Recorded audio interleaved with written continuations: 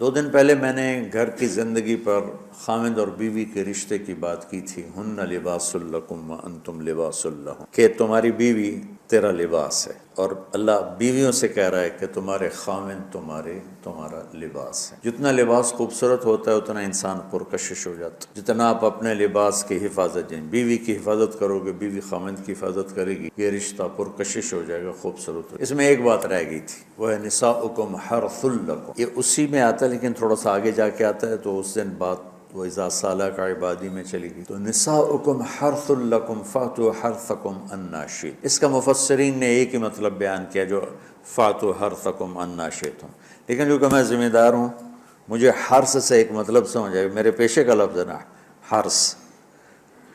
انتم کیا ہے وہ حرثون بھی کہیں ہے، افرأیتم ما تحرثون، افرأیتم ما تحرثون.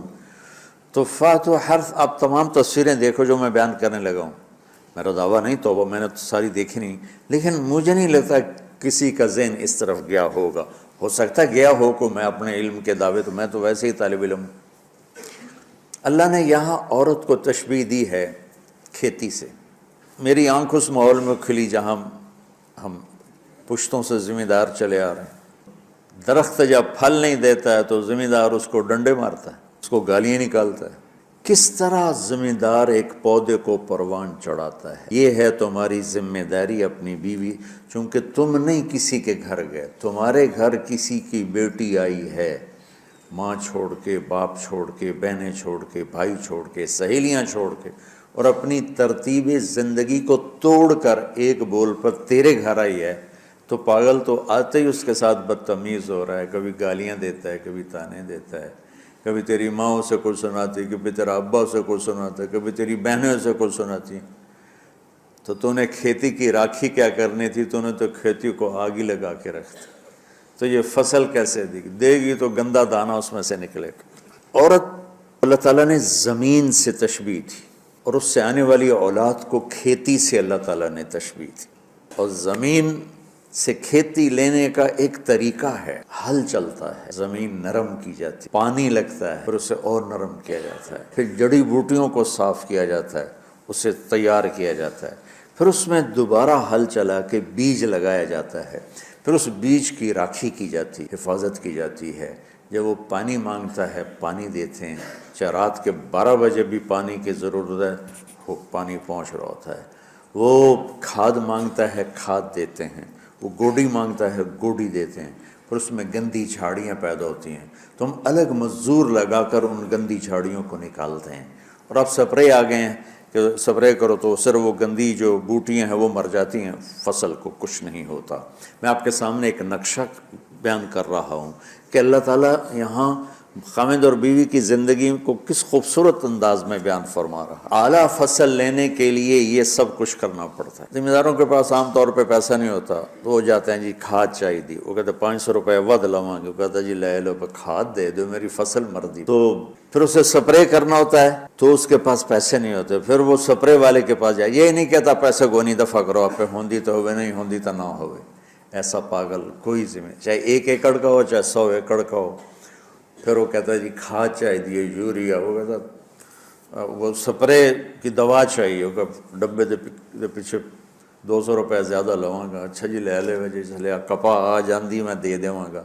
وہ ادھار پہ مہنگا سامان اٹھاتا ہے اور اس کی ضرورت کو پورا کرتا ہے. وہ گندم کو یہ نہیں کہتا، کپاس کو یہی نہیں کہتا میرے کو پیسے کوئی نہیں، میں نہ تینوں پانی لا سکنا، نہ کھاد دے سکنا، نہ سپرے کر سکنا. تو پھر مکھیاں ہی مارے گا، روٹی تو کوئی نہیں لبنی. عورت کی زمین میں محبت کا حل چلاؤ، اپنے رات کے آنسوؤں سے اس کو پانی لگاؤ، اپنے اخلاق کے ذریعے سے اس میں بیج ڈالو، پھر اس کو عزت دے کر، احترام دے کر اس فصل کی آبیاری کرو، اس کو اوپر چڑھاؤ. اس میں جو گندی جھاڑیاں ہو گئی، کبھی یہ ادھر سے گندا آئے گا، کبھی ادھر سے گندگی آئے گی، کبھی ساس کی طرف سے، کبھی سسر کی طرف سے، کبھی بہنوں کی طرف سے، کبھی لڑکی کے ماں باپ کی طرف. بعض لڑکی کے ماں باپ ایسے بے وقوف ہوتے ہیں کہ اپنی بیٹیوں کا گھر اجاڑ دیتے ہیں، شادی کرنے کے بعد بھی بیٹی کو اپنے حکم پر چلانے کی کوشش کرتے ہیں. تو تو خاوند کہاں برداشت کرتا ہے؟ شادی کے بعد بیوی پر ماں کا حق نہیں ہے، باپ کا حق نہیں ہونے کا مطلب ہے کہ پہلے اب خاوند کا حق ہے، پھر ماں باپ کا حق ہے۔ ماں کچھ کہے، خاوند کچھ کہے تو اسے خاوند کی اطاعت کرنی ہے، ماں کی نہیں، ماں کی نہیں۔ لیکن کچھ والدین ایسے ہیں جو اپنے بیٹیوں کو برباد کر دیتے ہیں، پیچھے سے ڈوریں ہلا ہلا ہلا، ایسے کیسز چھوڑے ہیں۔ زیادہ جو مسئلہ ہے وہ سسرالی مسئلہ ہے، تو اس میں وہ جو گندی جھاڑیاں پیدا ہوتی ہیں نا، ان کو وہ سلیقے سے نکالتا رہے نکالتا رہے نکالتا رہے نکالتا رہے اور اس کی حفاظت کرتا رہے۔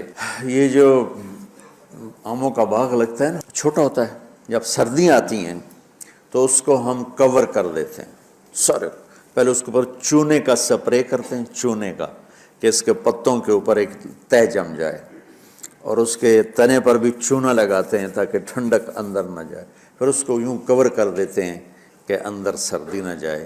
اتنی حفاظت ایک چھوٹے سے پودے کی جاتی ہے، تب جا کر وہ پروان چڑھتا ہے۔ اور سب سے بڑا پودا انسان، سب سے قیمتی دھرتی ماں ہے، اور سب سے قیمتی رشتہ خاوند اور بیوی ہے۔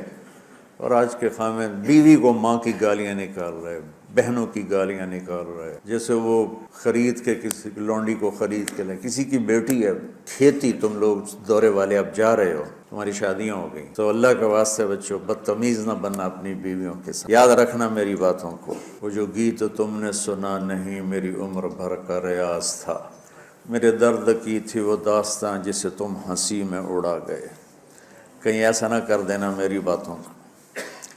اگر اپنی زندگی کو خوبصورت دیکھنا چاہتے ہو، عالی شان دیکھنا چاہتے ہو، اپنے اخلاق کا، چونکہ بیوی کی بات ہو رہی ہے، ورنہ ہر رشتے میں اسی کی ضرورت۔ ماں کا رشتہ ہے، محبت دینی پڑے گی، باپ کا رشتہ ہے، محبت دینی پڑے گی، بہنوں کا رشتہ ہے، بھائیوں کا رشتہ ہے، اولاد کا رشتہ ہے۔ اگر اولاد پر ہی ڈنڈے برساؤ گے تو تم سے متنفر ہو جائیں گے۔